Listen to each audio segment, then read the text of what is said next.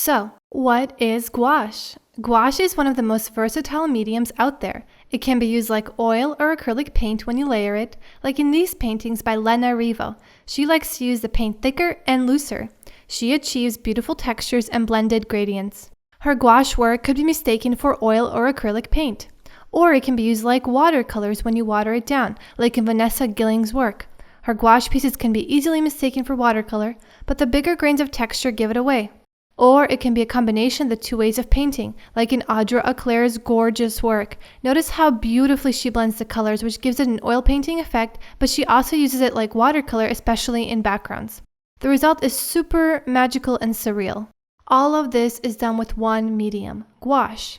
This is all possible because gouache is almost the same as watercolor, which is finely ground pigment and water-soluble binder. The only difference with gouache is the pigment is now ground as fine, but there is much more of it, or it has white pigment or chalk added in, which makes it opaque. For this reason, it has a nickname of opaque watercolor. This makes layering easy, and if you paint with it watered down, you get the same effects as watercolor. You can use any technique you normally would with watercolors. Gouache will act almost exactly the same, but unlike watercolors, the fear of making mistakes is greatly diminished since it's easy to paint over any mistake you make. Since you can layer it, you have the freedom to paint from light to dark or dark to light. Also, gouache tends to sit on top of the page instead of going within, so you can paint it on almost any surface you want. Since it's opaque, you can also paint it on dark or tinted papers.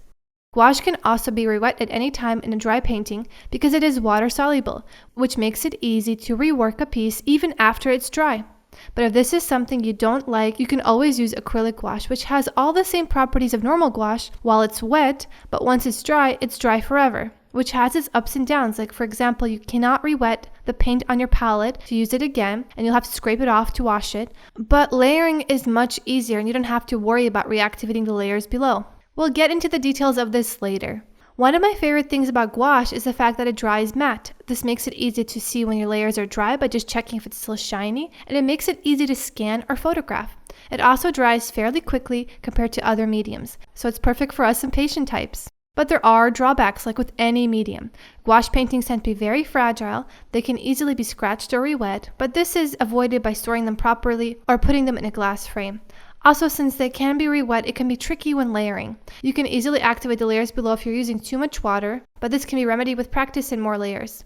But the drawbacks aren't that many, and you just have to practice and learn the kinks of the medium and get better at it. Just like watercolor, oil, acrylic, or any medium out there, you just have to put the time in. The trick is to keep trying and to learn by doing. It's just a skill like any other, so be sure to implement what you learn in this class by doing it yourself. My hope is by the end of the class, you'll have tons of techniques under your belt, will not only understand the medium better, but will be confident in doing your own thing with it. So let's start with the class, and keep in mind that everything I say can be adjusted to your liking. Your goal should be to play, have fun, experiment, and find your favorite way of painting and working with this magical medium. So let's jump in. Let's start with supplies.